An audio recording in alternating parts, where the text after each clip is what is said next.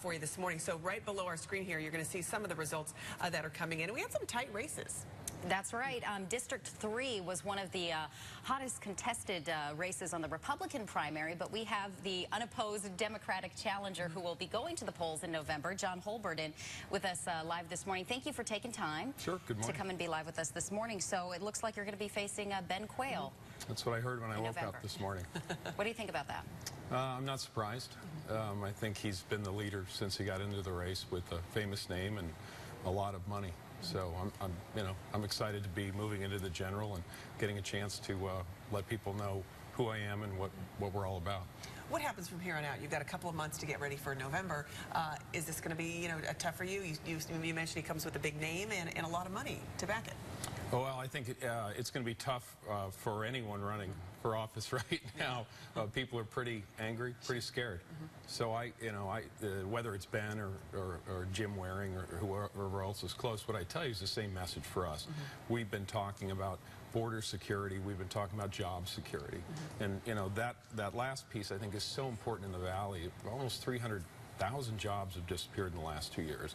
And I think what the voters want to know is admit up to that and then tell us how you're going to fix that. Tell us how you're going to stop that. Tell us how you're going to bring in new jobs. And I think that's what we'll be talking about this fall.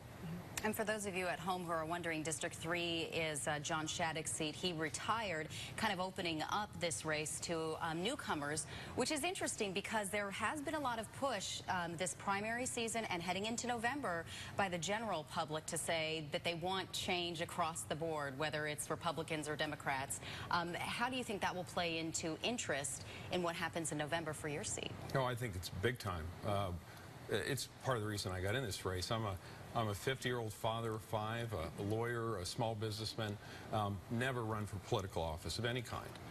And I'm not a career politician. I would love to do this for a couple of years, help out the district, and then come back here and continue to be in the place I want to be, which is Phoenix.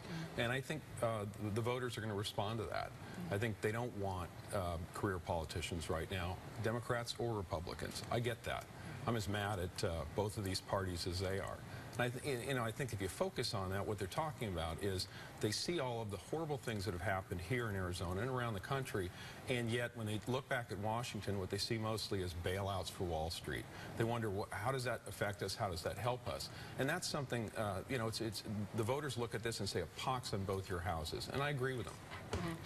We just want to mention, too, we did ask Ben Quayle to join us this morning as well, because everything was coming in so late last night. I think he declined at this point, but of course we still extend that invitation if you would like to come join us. Let's talk just real quickly about voter turnout. It's kind of low, even though we've had so many topics, SB 1070, our economy here in Arizona.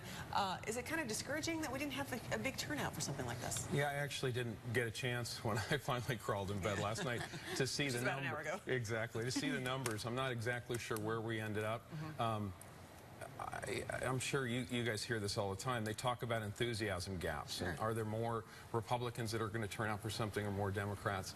I don't know what the numbers are going to tell all the pros. What I can tell you is there's plenty of enthusiasm in CD3 for the reason that you just said, which is brand new blood for the first time in 16 years on either side. So I think we're going to have plenty of enthusiasm in the fall, and I'm excited about that. All right. Thank you very much. John Hulburd, who is the Democratic candidate for District 3's seat, facing off with Ben Quayle come November. So thanks again for being live with us this morning.